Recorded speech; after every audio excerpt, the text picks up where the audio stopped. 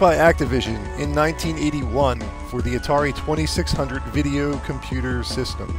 We have Kaboom, and Kaboom is, in my opinion, one of the best games, not only for the Atari 2600, but one of the best games of all time.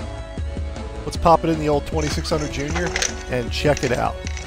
Oh, and by the way, if you're looking to pick up Kaboom, make sure you have a functioning set of paddle controllers, because you need them to play. Alright, let's turn on the system and get on with the review.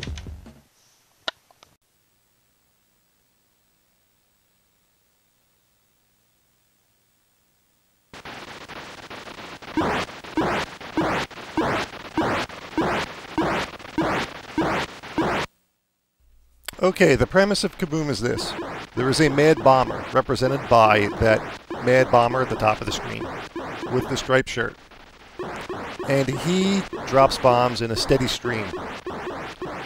And your goal is to catch them in the 3 buckets.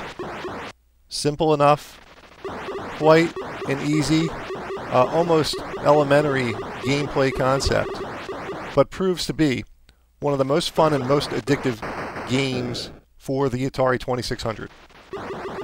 If you have an Atari 2600, this is definitely on your must-have list. Now, don't let the simple gameplay fool you. This game is extremely challenging. Ah, f***. See, and the best thing about Kaboom is, you just hit reset and try all over again.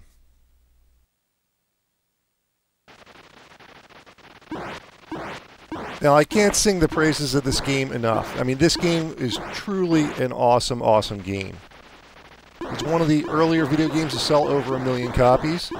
And this game is coming up on 30 years old, and it still has very high replay value.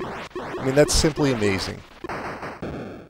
Now, I talk a minute about the controls of the game normally, but it's so straightforward, it almost doesn't really need mention, but I'll mention it anyway. You use the paddle controller to control your buckets. That's an analog dial, and much like the early Pong games. And there is a single button on the left side of the paddle controller.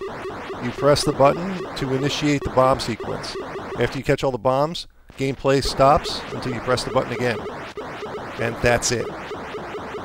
Now, every time you miss a bomb, it stops gameplay and you lose a bucket. If you lose all 3 buckets, you're out. Game's over. You can earn an extra bucket if you lose one every 1,000 points, but that's kind of hard to get to. It was quite simple when I was a kid, but I'm having trouble these days. Now, back in the day, if you managed to score 3,000 points, you could take a picture of the television screen, send it to Activision, and they would send you a Kaboom patch. And if you're looking for a real challenge, you could try to get a perfect score in the game, which is 999,999. To achieve a perfect score in this game, you more or less have to play continuously for 2 hours and 45 minutes. That's some big f***ing hardcore Kaboom playing. There is also an Easter egg in this game. If you manage to score 10,000 points or more, the bomber's facial expression changes from a frown to a surprised look. If you'd like to pick up Kaboom for the Atari 2600, I have it available in my online video game store. Link in the description box.